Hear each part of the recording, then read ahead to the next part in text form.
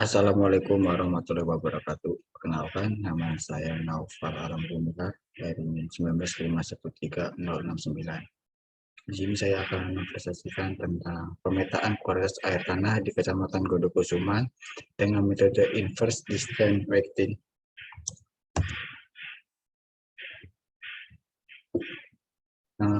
Akan saya bahas yaitu yang pertama latar belakang, yang kedua rumusan masalah, yang ketiga tujuan, yang keempat air tanah, yang kelima penyebaran air tanah, yang keenam kualitas air tanah, yang ketujuh baku mutu, yang kedelapan penelitian, yang kesembilan pengolahan data, yang kesepuluh adalah waktu dan lokasi. Pertama saya akan menjelaskan rumusan masalah. Ya, satu, bagaimana kualitas air tanah di Kecamatan Godokusuman, Kota Yogyakarta. Yang kedua, analisis faktor apa saja yang mempengaruhi kualitas air tanah. Dengan tujuan yang satu, membuat peta kualitas air tanah di Kota Yogyakarta, Kecamatan Godokusuman, berdasarkan parameter tiap baku mutu yang diambil. Yang kedua, mengidentifikasi kualitas air tanah di Kecamatan Godokusuman. Kedua, latar belakang. Kualitas air merupakan salah satu indikator sebaran spasial suatu wilayah, penurunan kualitas air tanah, erat kaitan dengan tingkatan kepadatan penduduk. Semakin besar jumlah penduduk, maka semakin banyak pula limbah yang dibuang ke lingkungan. Masuk bahan pencemaran ke dalam akuifer air tanah dapat terjadi melalui infiltrasi air permukaan sumur. Dampak pencemaran air tanah adalah munculnya penyakit yang diderita masyarakat Yogyakarta. Penyakit yang diderita akibat pencemaran air tanah adalah penyakit diare.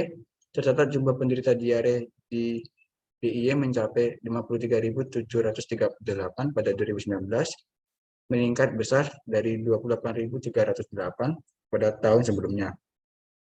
Diare merupakan penyakit kedua setelah tekanan darah tinggi, menurut 47 urutan dari 10 penyakit paling umum di Yogyakarta.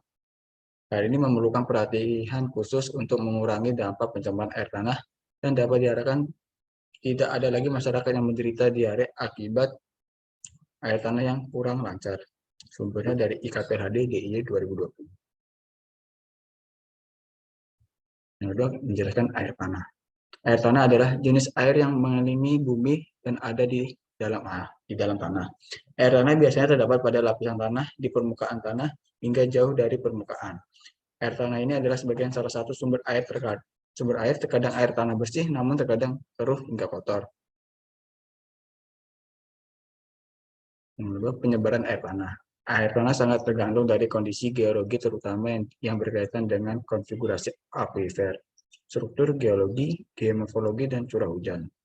Dari jenis dan sebaran batuan berikut, struktur geologi dapat diketahui jenis dan sebaran akuifer yang ada, walaupun demikian tidak semua batuan berfungsi sebagai akuifer. Keterbatasan air tanah pada suatu daerah umumnya ditentukan oleh faktor iklim atau musim. Kualitas air tanah. Kualitas air adalah tingkatan kesesuaian air untuk pemenuhan kebutuhan tertentu dan kehidupan manusia, seperti menyiram tanaman, memandikan ternak, dan kebutuhan langsung seperti mencuci, mandi, minum, dan lain-lain. Menurut SK Gubernur Kepala Daerah Istimewa Yogyakarta nomor 214 KPTS 1991, berdasarkan peruntukannya air dibagi menjadi beberapa golongan, antara lain golongan A, golongan B, golongan C, dan golongan D. Baku mutu air tanah. Permenaker nomor 416 tahun 1990 berisi tentang syarat dan kualitas air bersih untuk Indonesia.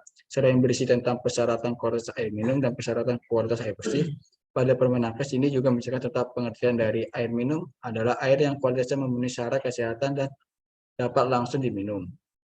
Air bersih, yang kedua, air bersih yang digunakan untuk keperluan sehari-hari yang kualitasnya memenuhi syarat kesehatan dan dapat diminum apabila telah dimasak.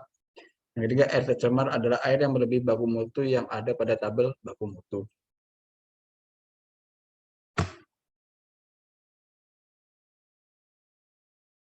Nah, tahapan penelitian. Yang pertama, kita harus mulai meletakkan studi reaktor yang mengenai metode yang perlu diterapkan, data yang dibutuhkan, serta estimasi waktu yang dibutuhkan untuk menyelesaikan penelitian ini.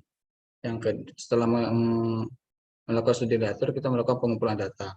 Proses pengumpulan data dilakukan dilakukan didapatkan dari referensi IKPHLAD DIY tahun 2019 sampai 2021 dan di KPHLAD selama 2019 sampai 2021. Selanjutnya kita mengolah data. Pengolahan data menggunakan data sekunder yang bersumber dari IKPHLAD. Setelah mengakukan dari IKPHLAD, kita membuat pemetaan menggunakan aplikasi ArcGIS. Setelah diolah datanya, kita menganalisis hasilnya.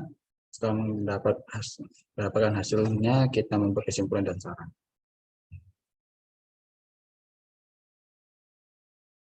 Pengolahan data, yang pertama-tama kita harus mengumpulkan data terlebih dahulu. Data itu dapat dari IKPHLAD tahun 2019 sampai 2021 dan kita mengikuti peraturan baku mutu yang dipakai di daerah tersebut. Setelah itu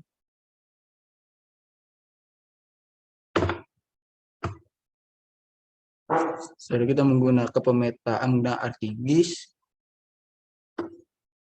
Setelah menggunakan ArcGIS, kita membuat